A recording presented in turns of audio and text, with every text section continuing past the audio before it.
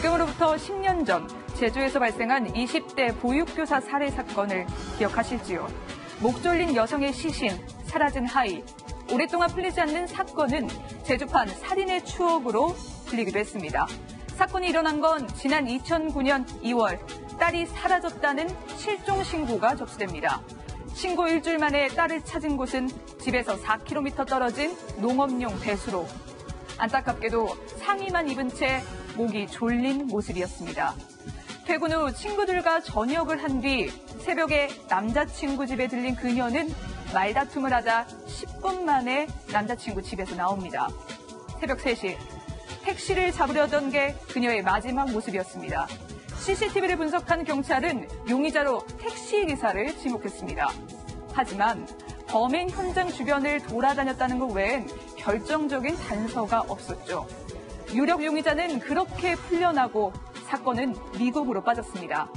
그리고 2016년 장기 미제 사건 전담팀은 이 사건을 다시 들여보기 시작하는데요. 범인을 잡을 결정적인 증거를 찾았을까요? 10년 전 그날 보육교사에겐 대체 무슨 일이 있었을까요? 오늘 판결의 재구성에서 확인해 보시죠. 네, 제주 보육교사 살인 사건, 배수로에서 시신이 발견돼서 저렇게요. 제주판 살인의 추억으로 불리기도 했습니다. 사건이 발생했던 10년 전으로 거슬러 올라갈 필요가 있을 것 같아요. 예, 그렇습니다. 2009년 2월 1일 날 발생한 사건인데요. 이 보육교사가 동창 모임을 끝내고 남자친구 집을 향했습니다. 그런데 네. 거기서 남자친구가 다투었고 혼자 집을 나왔고요. 네. 그 뒤에 택시를 잡는가 했는데 초등학교 인근에서 휴대전화가 꺼진 채 실종이 돼버린 겁니다. 그렇군요. 실종된 지 일주일 만에 2월 8일이죠. 그때 네. 애월읍의 한 도로변 배수로에서 아까 보셨듯이 네. 이 숨진 보육교사가 발견됐는데요. 네. 이게 이제 휴대전화가 마지막으로 꺼진 곳으로부터 15km 정도 떨어진 곳이었고요. 그렇군요. 걸어서 이동 못하겠죠. 네, 택시를 그러네요. 탔을 것으로 추정이 되고요. 네. 또 실종 당시에 옷차림과 동일한 옷차림이었고 네. 또 부검 결과 성폭행 시도 흔적도 확인됐습니다. 그렇군요. 그래서 경찰이 성폭행 후에 살해된 것으로 추정을 하고 수사를 전개했습니다. 네, 당시 여성들 사이에서는 살인범이 택시를 타고 혼자 귀가하는 여성을 노린다, 이러한 괴담이 퍼질 정도였다고 하는데요. 당장 경찰이 대대적인 수색을 시작했죠. 네, 그렇습니다. 왜 그러냐면 그 당시 1일 새벽에 네. 이 여성이 자기 남자친구 집으로 갔는데 그 남자친구가 아마 왜 이렇게 늦게 다니냐 해가지고 좀 다퉜고 그 남자친구에게 문자를 보내고 난 뒤에 바로 이제 실종이 됐거든요. 네. 그 다음 날인 2월 2일 날 오전 9시 10분에 가족들이 이제 돌아오지 않는다라고 해서 이제 경찰에 실종 신고를 냈고요. 그 당시에 이제 그 실종 사건으로 이제 처음에 수사를 하면서 네. 당시에 이제 정경대 이계중대 그리고 형사과 119 구급대 제주 방어사령부에 있는 군인 병력들 주민해서 총 한 400여 명이 거기에 이제 그 수색 작업에 동원이 됐고 네. 거기에다가 이제 어떤 구조견이라든가 500만 원의 어떤 보상금을 내걸고 수배 전단도 한 10만 부를 찍어서 네. 수색 활동을 했는데 바로 실종된 지 5일 되는 날 바로 보육교사 이 신분증하고 휴대전화, 지갑 같은 것이 이제 발견이 됐어요. 그래서 이것은 이제 그냥 단순히 실종이 아니고 바로 이제 어떤 큰 사건이 발생이 됐구나라고 해가지고 이제 수사본부를 설치를 하고요. 그 당시에 네. 이제 그 동원된 수색 인원만 하더라도 1,730명의 대거 이제 동원이 네. 됐는데 실제로 이제 2월 7일에는 이 그 보육교사 가족들하고 그 상의를 해가지고 이 공개 수사로 전환을 하자라고 해가지고 이제 그 이전까지는 비공개로 하다가 네. 바로 공개로 전환이 됩니다. 네. 그리고 나서 그 다음 날인 8일 날 농수로에서 숨진 채 발견하는 건데요. 아무래도 목격자 그리고 가장 마지막에 만난 사람을 찾아봐야 되겠죠. 네, 경찰은 남자친구였겠죠. 그렇죠. 마지막 들른 곳이 네. 바로 남자친구 집이었죠. 경찰은 용의선상에 남자친구 역시 올려둡니다. 남자친구의 통신 기록하고 또 집과 차량 등을 모두 수색했는데 네. 살해를 의심할 만한 증거는 하나도 없어서 모두 깨끗했다는 거죠. 그래서 용의선상에서 남자친구는 벗어나게 됩니다. 네, 남자친구가 아니라면 그 다음은 마지막으로 만났던 사람이 아무래도 택시 그리고 택시 기사였을 것 같은데 조사를 했죠. 네, 맞습니다. 남자친구가 벗어나니까 그 다음에 누구를 만나느냐를 생각해봤죠. 네. 근데 이 시간이 인적이 드문 새벽 시간이었어요. 네. 그리고 이 피해 여성의 몸에서 타박상이라든지 외상이 발견되지 않았어요. 네. 이 얘기는 스스로 택시를 탔을 가능성을 우리가 염두에 두게 하는 겁니다. 네. 그래서 택시 운전사를 5,000명을 전수조사를 합니다. 이렇게 전수조사를 했는데 그래서 이제 통신수단도 조사를 하고 택시에는 타코미터 기록이라고 있거든요. 택시 내 그 거리 요금 요금 낼 때 하는 거요. 네. 그거를 가지고 이제 추렸더니 10명 정도로 일단 압축이 됐습니다. 추리는 데는 굉장히 애를 먹었어요. 왜 그러냐면 이 택시에 타코미터가 없는 사람들도 많았고 당시에는요. 그러다 보니까 하여튼 어렵게 해서 일단 10대의 택시로 범위를 좁혔습니다. 네. 경찰이 그러니까 5,000명인 택시기사를 다 조사해서 10명 정도를 추린 건데 그중에서도 한 명 유독 좀 수상하다 이렇게 생각되는 사람이 있었다고. 네, 한 명 있었습니다. 바로 진술이 계속해서 번복됐던 건데요. 그 범행 현장을 가다가 중간에 차를 돌렸다.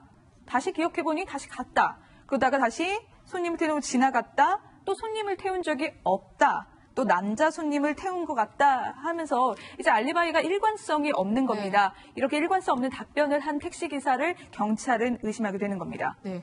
그런데 사실 진술을 번복한다고 해서 무조건 의심할 수는 없거든요. 경찰이 조금 더 확실한 증거를 잡아야 될 것 같습니다. 예, 그렇습니다. 여기서 만약에 이 사람의 택시 안에 보육교사의 흔적이 나온다면 이제 확실하겠죠. 네. 택시를 샅샅이 뒤졌는데 이 보육교사의 흔적이 전혀 검출되지가 않았습니다. 지문도 전혀 나오지가 않았고요. 그래서 직접 증거가 없는 상태가 됐는데, 그래서 경찰이 이제 이 사람을 설득해서 거짓말 탐지기 조사를 했습니다. 네. 그래서 어떤 걸 물었냐면 사건 당일에 보육교사를 태웠느냐, 네.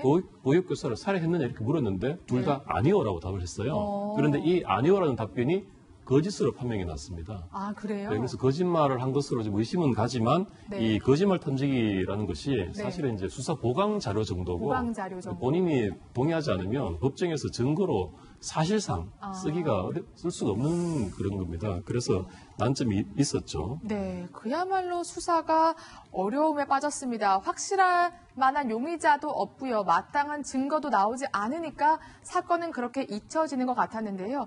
그러다 사건 발생 무려 7년이 지나서 장기 미제 수사팀이 꾸려지고 재수사를 결정합니다. 더욱더 발전된 과학수사를 토대로 보육교사의 사망 추정 시간부터 다시 보게 되는 거죠.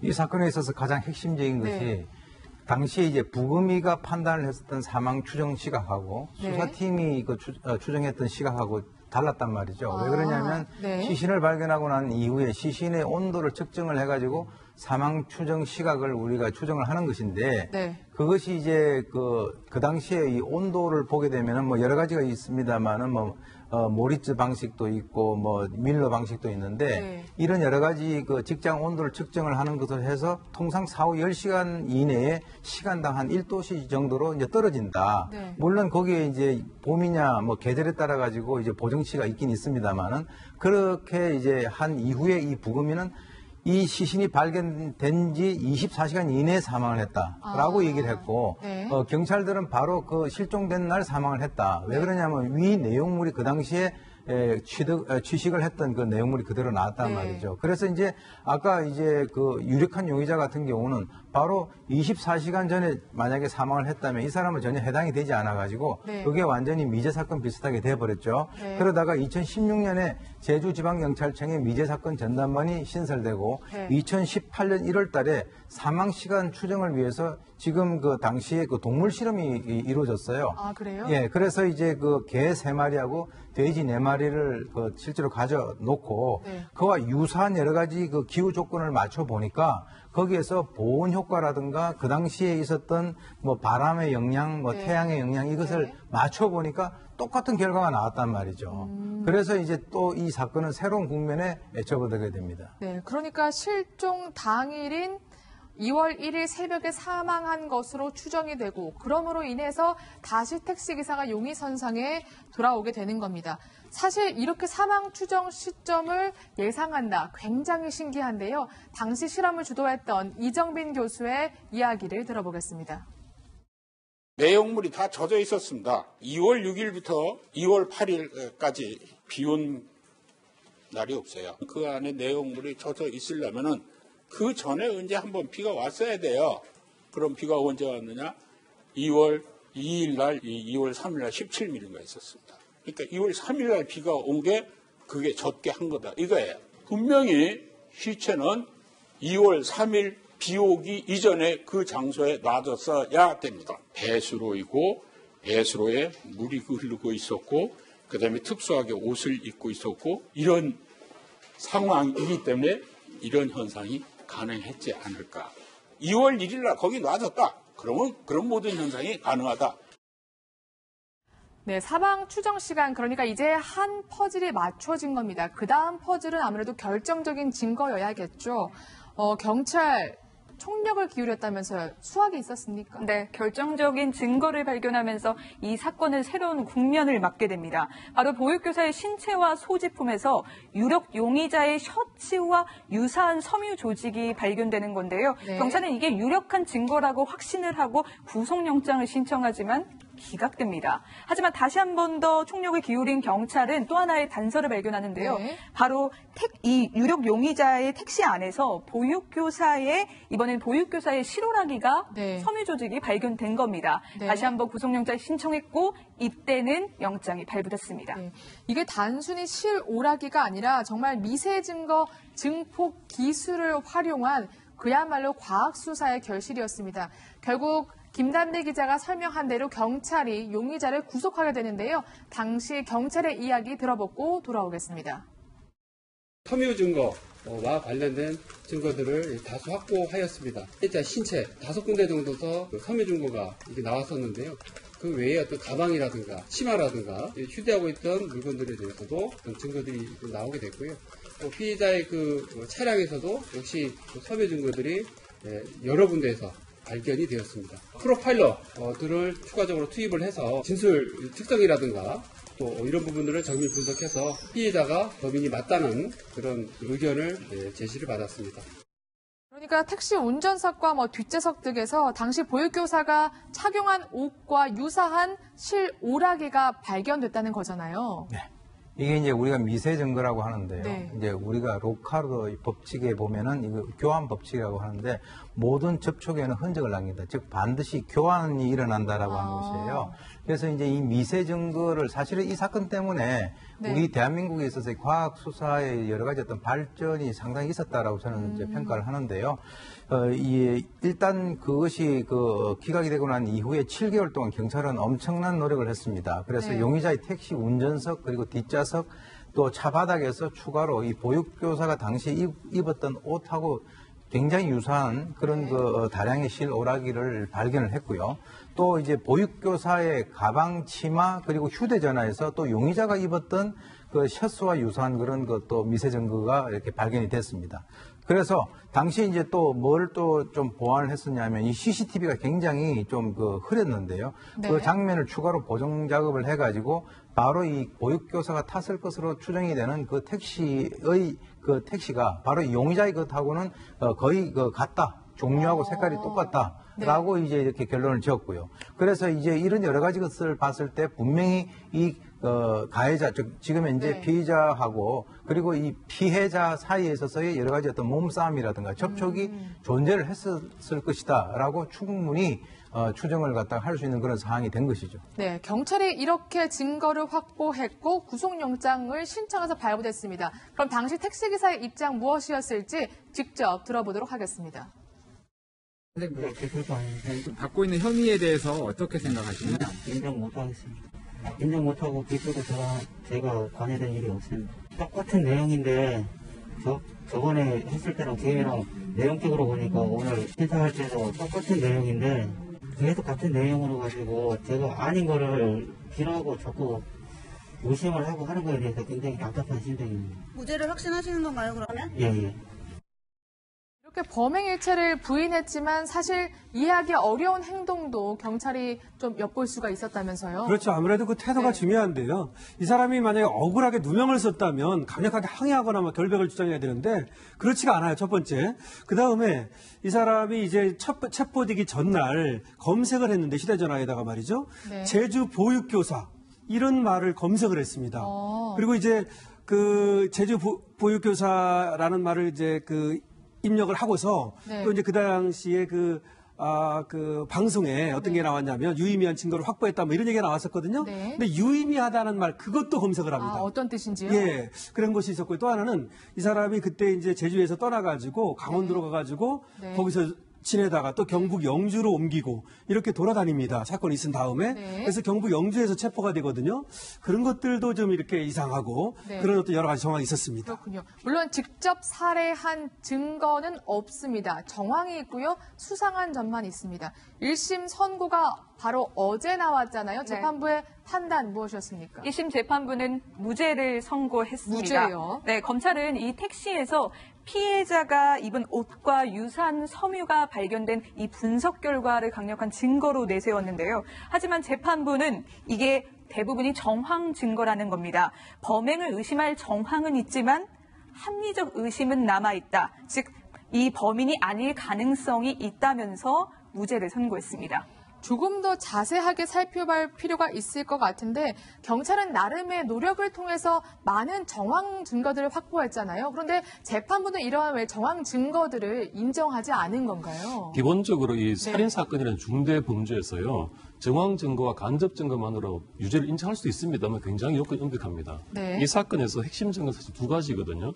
서로 간의 신체에서 발견된 실오라기, 그다음에 그 CCTV에서 확인된 용의자의 택시 차량 종류, 색 이런 거지 않습니까? 그런데 택시 기사와 이 숨진 피해 여성의 몸에서 상호 발견된 실오라기가 아까 또 말씀하셨지만 유사하다는 거였어요. 같다라는 게 확인된 게 아니고요, 과학적으로. 그다음에 CCTV에서 확인된 용의자의 차량 종류, 색상도 그것으로 보인다라는 거였습니다. CCTV가 그랬기 때문에. 그래서 재판부는 이것만 가지고는 단정 못하지 않느냐라고 판단을 내린 것이고요. 또 이게 아마 한 60, 70년대였으면 유죄로 나왔을 수 있습니다. 갈수록 이런 기준이 높아지고 있고, 왜냐하면 또 과학기술이 높아지면서 수사 기술도 높아지고 그에 따라서 재판부 또한 엄격하고 과학적인 객관적인 증거를 요구하는 추세입니다. 네, 사실 뭐 실오라기 부분도 옷을 입는 사람들이 굉장히 많기 때문에 그런 유사한 옷을 다 입었을 다른 사람도 있었을 겁니다. 줄곧 억울함을 호소했던 택시기사 1심 무죄 판결에 그야말로 만감이 교차했을 것 같은데요. 변호인의 목소리 들어보고 다시 분석을 이어가겠습니다. 택시기사라는 특성상 바로 어제 운행했던 것도 기억을 못할 가능성이 높거든요. 근데 일주일 전 거를 기억해내라고 하니까 그게 자신 스스로 답답하다는 취지로 억울하다는 입장이었고요. 과연 이제 미세 직접적인 증거라고 할 수 있는 미세 섬유 관련 감정 결과만으로 유죄가 나올 수 있겠나 이런 생각을 하고 내려왔습니다. 결과적으로 저희 측 주장이 반영이 됐기 때문에 저희는 만족하고 있습니다. 만약에 판결이 이대로 무죄로 확정된다면 어쨌든 지금까지 구속된 기간도 있고 해서 뭐 법적 절차에 따라서 손해배상을 청구할 수 있습니다. 네, 사실 아직 1심이잖아요. 판결이 확정된 건 아니죠? 그렇습니다. 사실 1심 판결문도 보면요. 상당히 그럴 수 있다. 그러니까 이 지금 피고인이 범인일 수 있다는 것을 얘기는 하고 있습니다. 그러면서 가장 중요한 그 논거는 뭐냐면 무죄를 한 논거는 부족하다는 겁니다. 그러니까 부족하다고 봤다는 거예요. 근데 2심에 가서는 부족하지 않다고 볼 여지도 충분히 있는 겁니다. 그래서 오랜 동안 시간을 끌었고 많은 노력을 경찰과 검찰이 한 사건인데 앞으로 2심도 지켜봐야 됩니다. 네, 일단 저희는 경찰의 수사 상황 그리고 법원의 판결을 전해드렸고 택시 기사는 무죄를 선고받았습니다. 저희는 잠시 후에 돌아오겠습니다.